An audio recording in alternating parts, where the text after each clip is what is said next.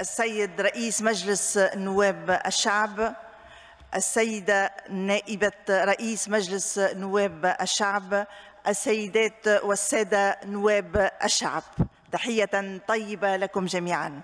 يشرفني أن أكون بينكم اليوم في جلسة حوار مع أعضاء الحكومة تطبيقا لمقتضيات الأحكام الفصل 147 من النظام الداخلي لمجلس نواب الشعب حول سير مرفق العدالة خلال فترة الحجر الصحي.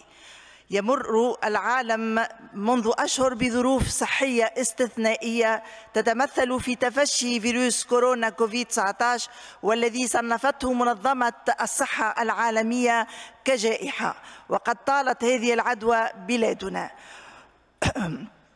اقتضى هذا الظرف الاستثنائي اتخاذ الدولة لجملة من الإجراءات والتدابير كان منطلقها منع الجولان بكامل التراب الجمهورية بموجب الأمر الرئاسي عدد 24 لسنة 2020 المؤرخ في 18 مارس 2020، ثم تم تحديد الجولان والتجمعات خارج أوقات منع الجولان بمقتضى الأمر الرئاسي عدد 28 لسنة 2020 المؤرخ في 22 مارس 2020 مع ضبط الحاجيات الأساسية ومقتضيات استمرارية سير المرافق الحيوية في إطار إجراءات الحجر الصحي الشامل بموجب الأمر الحكومي عدد 156 لسنة 2020 المؤرخ في 22 مارس 2020. وفي إطار تطبيق الخطة الوطنية لمجابهة انتشار فيروس كورونا كوفيد-19 وبعد التنسيق مع جميع المتداخلين والأطراف المعنية، اتخذت الوزارة جملة من الإجراءات في المجالات الراجعة لها بالنظر تهم أساساً الجانبين القضائي والسجني. ففي الجانب القضائي شملت التدابير المتخذة للمحاكم ومختلف الإدارات الراجعة بالنظر لوزارة العدل.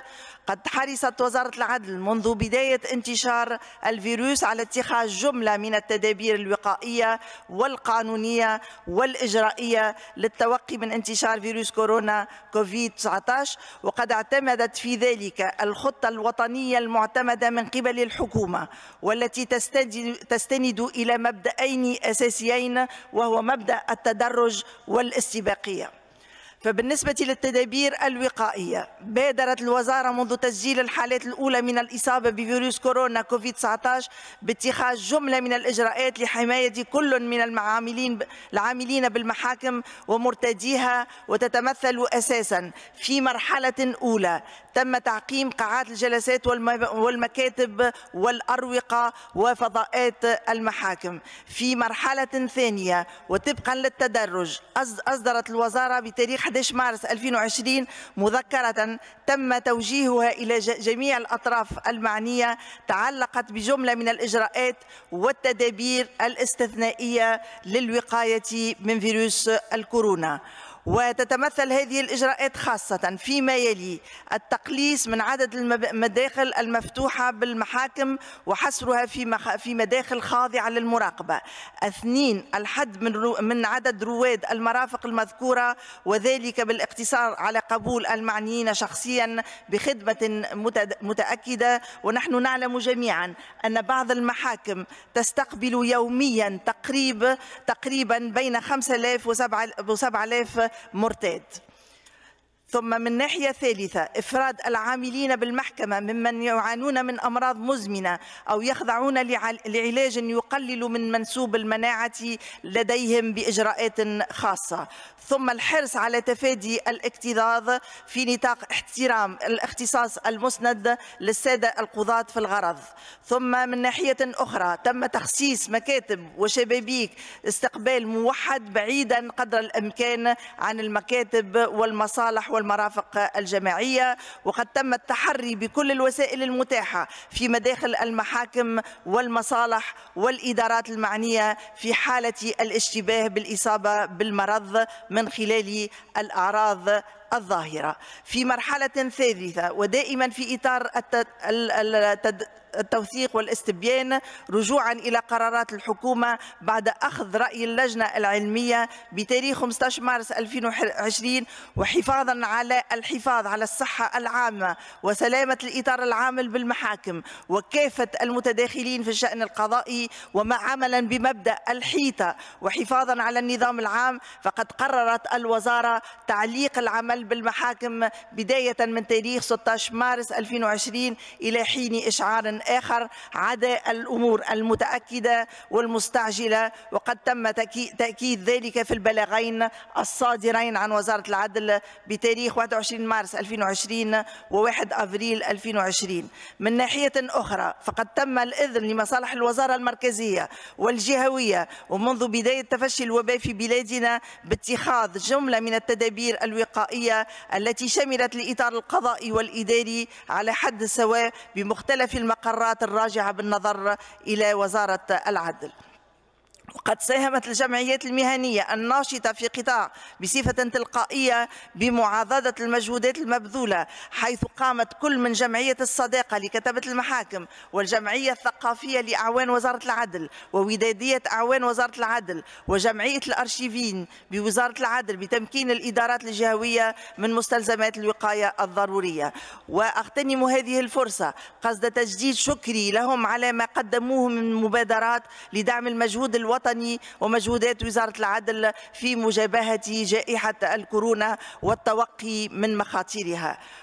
وتتمثل أهم الإنجازات فيما يلي: تعقيم مختلف المقرات، أكثر من 20 تدخل للتعقيم، القيام بحملات نظافة مكثفة، تركيز موزعات المعقم، توزيع قوارير المعقم على الإطارات القضائية والإدارية تقريبا 48 لتر من المعقم، توزيع الكمامات ذات الاستعمال الموحد ومتعدد الاستعمال، فقد تم توزيع 15,000 كمامة ذات الاستعمال الواحد و20,000 كمامة متعددة الاستعمالات إلى حد الآن، وتوزيع هذه الكمامات ذات الاستعمال المتعدد ما زال متواصلا إلى حد هذا التاريخ. من ناحية أخرى تم التعاون مع بعض البلديات لتعقيم المحاكم ومداخلها وغرف الاحتفاظ، كما تم تعليق المعلقات التحسيسية وتغليب وتمكين أغلب المحاكم من آلة لرش سائل التعقيم والمواد الضرورية.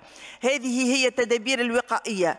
أما فيما يتعلق بالتدابير القانونية والإجرائية فإن تفشي فيروس كورونا كوفيد-19 وتعليق العمل بالمحاكم قد استوجب اتخاذ جملة من النصوص القانونية حفاظا على حقوق المتقاضين وجميع المتداخلين في مرفق العدالة وحماية له. وتتمثل هذه التدابير الإجرائية في ما يلي: تقديم مقترح المرسوم عدد 8 لسنة 2020 المؤرخ في 17 أبريل 2020 المتعلق بتعليق الآجال والإجراءات.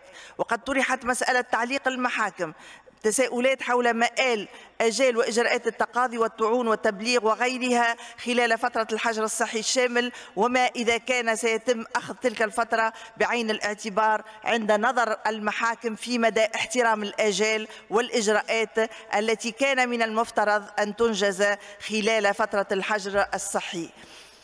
وقد تضمن المرسوم أن التعليق يسري بداية من تاريخ 11 مارس والذي يوافق تاريخ المذكرة الصادرة عن وزارة العدل على أن يستأنف احتساب الآجال بعد مرور شهر من تاريخ نشر أمر حكومي في الغرض. وقد صدر بتاريخ 16 مايو 2020 الأمر الحكومي عدد 311 المتعلق بتطبيق أحكام الفصل 2 من مرسوم السيد رئيس الحكومة عدد 8 لسنة 2020 المؤرخ في 17 أبريل 2020 المتعلق بتعليق الأجال والإجراءات. وقد ضبط الأمر الحكومي منطلق احتساب أجل الشهر والذي يوافق تاريخ نشره بالرائد الرسمي للجمهورية التونسية. وتجدر الإشارة هنا في هذا السياق أن وزارة العدل قد تولت إعداد المرسوم بالتنسيق مع الهياكل الراجعة لها بالنظر، وحرصا منا على تدعيم وتوسيع الصبغة التشاركية، فقد تمت مراسلة كل من المجلس الأعلى للقضاء والهيئة الوطنية للمحامين والهيئة الوطنية لعدول المنفذين والجمعية الوطنية لعدول الإشهاد قصد تقديم مقترحاتهم وتصوراتهم في خصوص مشروع المرسوم. وقد توصلت وزارة العدل بمقترحات اقتراحات وتصورات من أغلب الأطراف المذكورة. كما تم في ذات السياق عقد جلسة عمل مع مختصين في القانون قصد الاستنارة بآرائهم في خصوص مشروع القانون. أما الإجراء الثاني فهو يتعلق باقتراح المرسوم عدد 12 لسنة 2020 المؤرخ في 27 أبريل 2020 المتعلق بإتمام مجلة الإجراءات الجزائية، والذي خول القانون عدد 19 لسنة 2020 المؤرخ في 12 أبريل 2020 المتعلق بالتفويض للسيد رئيس الحكومة في إصدار مراسيم لغرض مجابهة تداعيات انتشار فيروس الكورونا. وفي هذا السياق تم تخويل السيد رئيس الحكومة إصدار مراسيم في ميدان الحقوق والحريات وضبط الجنايات والجنح والمخالفات والعقوبات والإجراءات أمام المحاكم.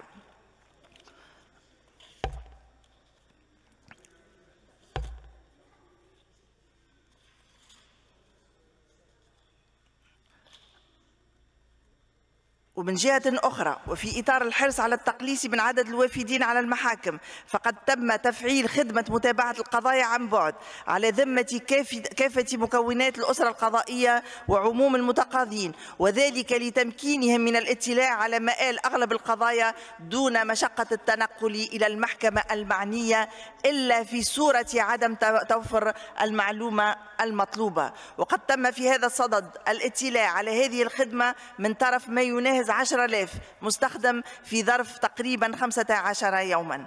أما التدابير المتخذة لفائدة مختلف المتداخلين في المنظومة القضائية فإن وزارة العدل تنظم مرفق العدالة بجميع مكوناته، ومن هذا المنطلق تم الحرص خلال فترة الحجر الصحي على مزيد التواصل مع مختلف المتداخلين في المنظومة القضائية من هياكل ممثلة للقضاة والمحامين وعدول التنفيذ وعدول الإشهاد وغيرهم، وذلك قصد الاستماع لمشاغلهم وحل الإشكاليات التي قد تعترضهم خلال فترة الحجر الصحي.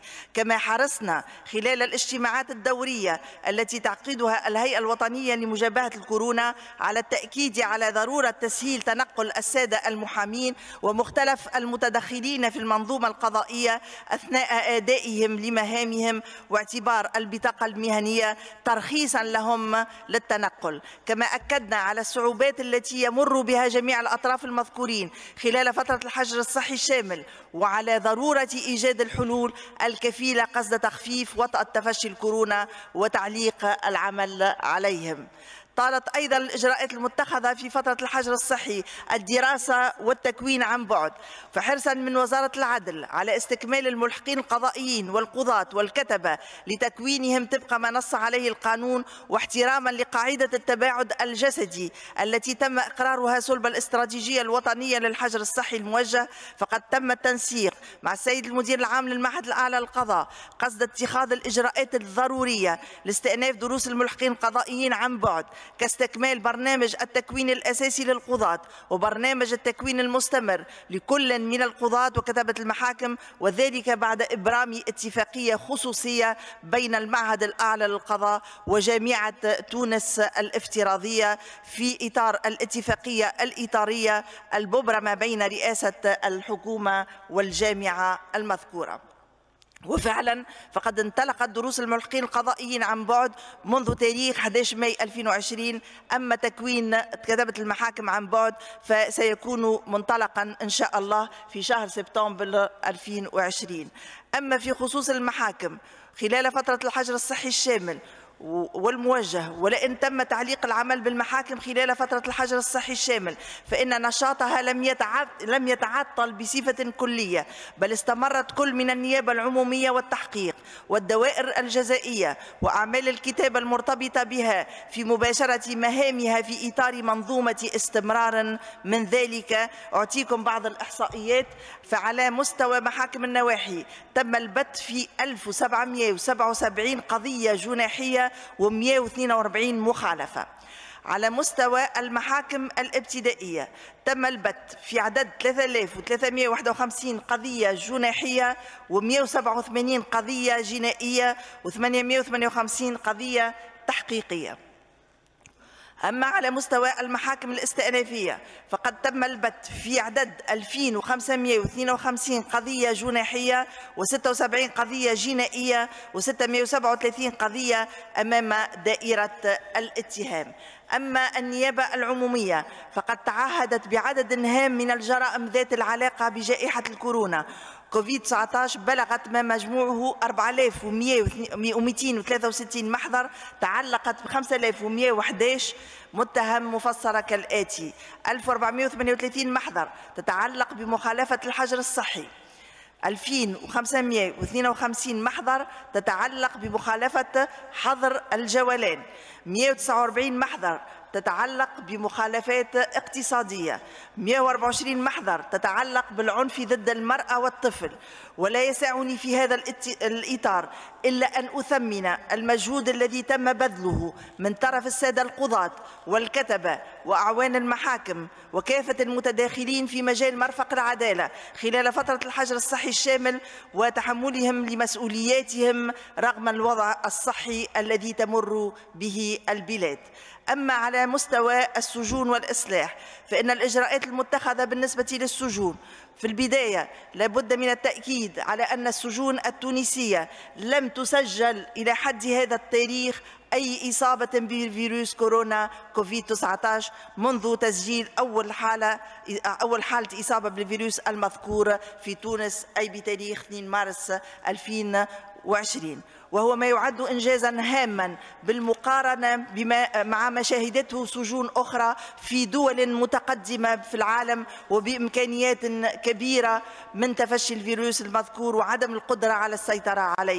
ولكن لم يكن ذلك من باب الصدفة، بل يرجع ذلك إلى الجهود التي بذلتها الهيئة العامة للسجون والإصلاح والإجراءات الاستباقية والتدريجية التي تم اتخاذها في مواجهة هذا الفيروس. ولا يفوتني فعلا من هذا المنبر إلا أن أتوجه بالشكر إلى أعوان وإطارات الهيئة العامة للسجون والإصلاح على المجهودات التي بذلوها خلال هذه الفترة قصد مجابهة هذا الوباء وضمان سلامة السجون التونسية والمساجين وكل المتعاملين مع الوحدات السجنية. كما أتوجه بالشكر إلى أعوان الأمن والحرس والجيش الوطني الذين عززوا حماية الوحدات السجنية والإصلاحية. تتمثل هذه الإجراءات التي تم اتخاذها والتي حالت دون تفشي الفيروس بالوحدات السجنية والإصلاحية في جملة التدابير الوقائية والاستباقية والتقليص من اكتظاظ السجون دون أن يمس ذلك من حقوق المساجين المكفولة بالقانون. من بين هذه التدابير الوقائية أذكر إحكام التدقيق في الإيداعات الجديدة بكل وحدة تحسبا لإمكانية قبول مودعين جدد عائدين من مناطق موبوءة. ثانيا عزل أي سجين أو طفل جانح يشتبه في حالته الصحية من المودعين الجدد بغرفة معدة للغرض ووضعه تحت المراقبة الطبية والإعلام الفوري. ثم من ناحية ثالثة توزيع مستلزمات النظافة بكميات هامة لكل المساجين والأطفال الجانحين.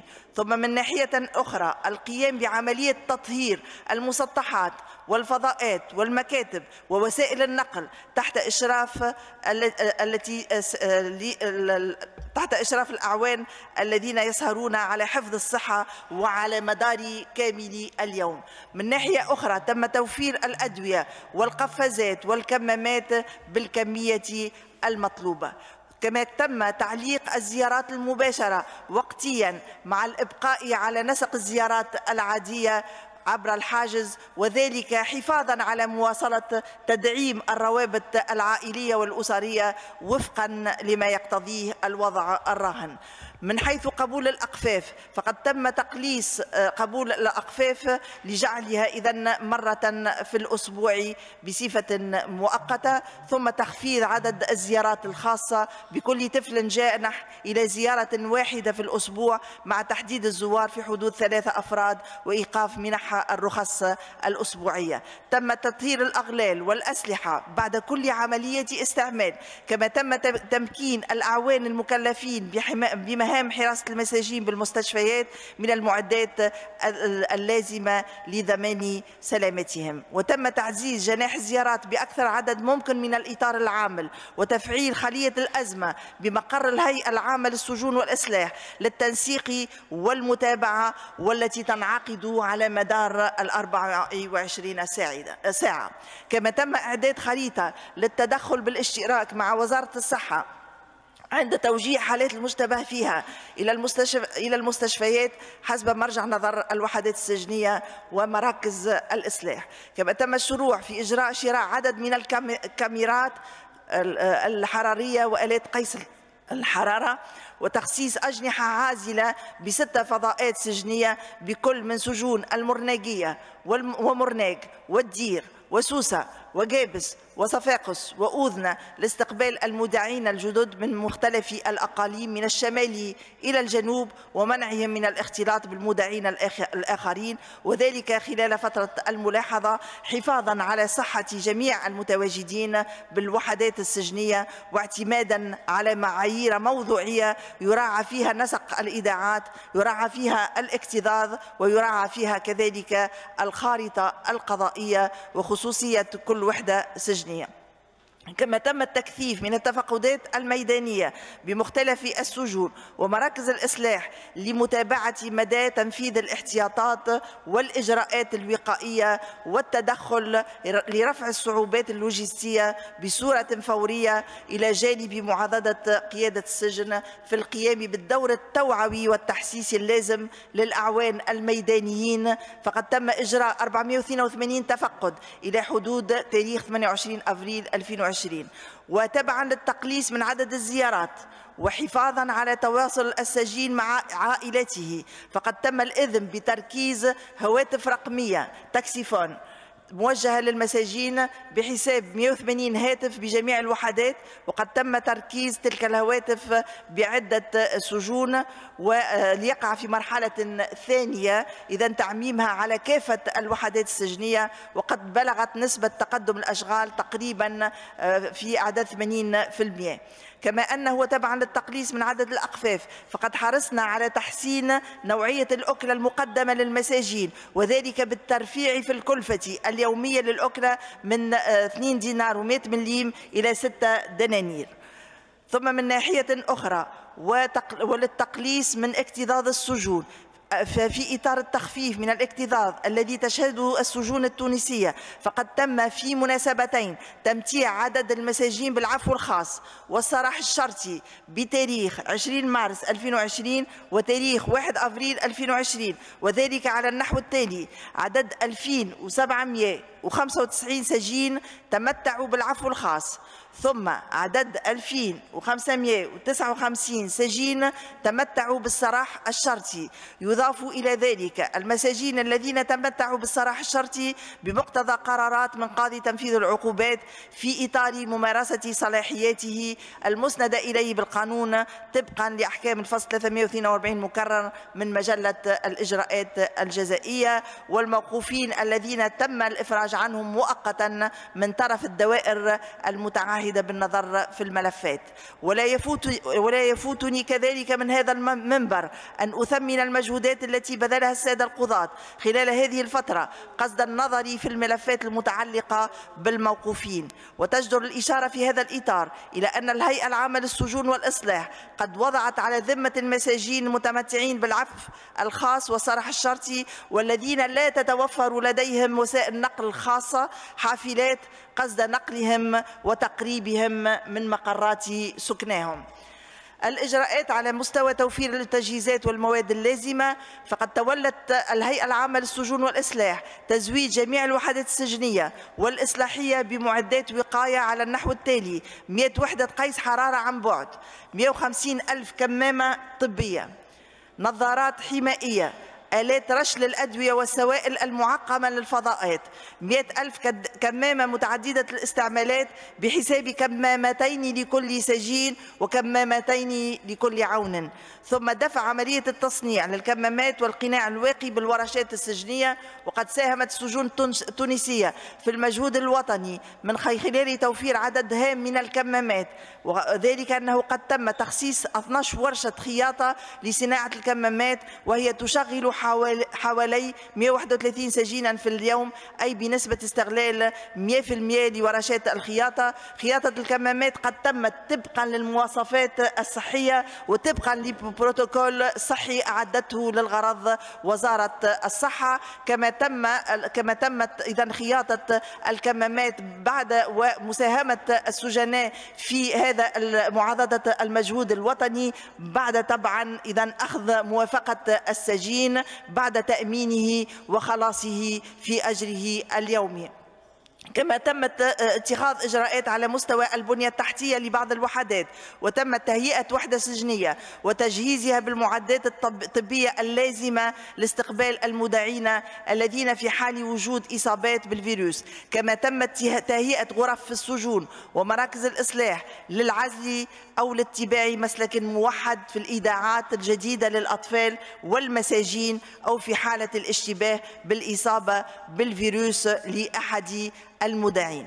إذن هذه جملة التدابير والإجراءات الواقع اتخاذها على مستوى وزارة العدل في شأن مرفق العدالة بجميع مكوناته، وقد تمت مراعاة المعادلة بين الحفاظ على صحة جميع المتدخلين في مجال مرفق العدالة واستمرارية المرفق، مع التأكيد على التدرج والاستباق، أخذا بعين الاعتبار التوجه الوطني الذي اتخذه مجلس الأمن القومي برئاسة السيد رئيس الجمهورية والذي اتخذته الحكومة. وقد ساهم الاستباق والتدرج المذكور في التوقي من فيروس الكورونا سواء بالمحاكم أو بالوحدات السجنية والإصلاحية، وكذلك بفضل المجهودات المبذولة من كافة المتداخلين في مجال المرفق العدالة، والذي كان الهدف منه طبعا الحفاظ على الصحة من بين الأولويات، والحفاظ على الصحة العامة والسلامة وعلى النظام العام، وإرساء قضاء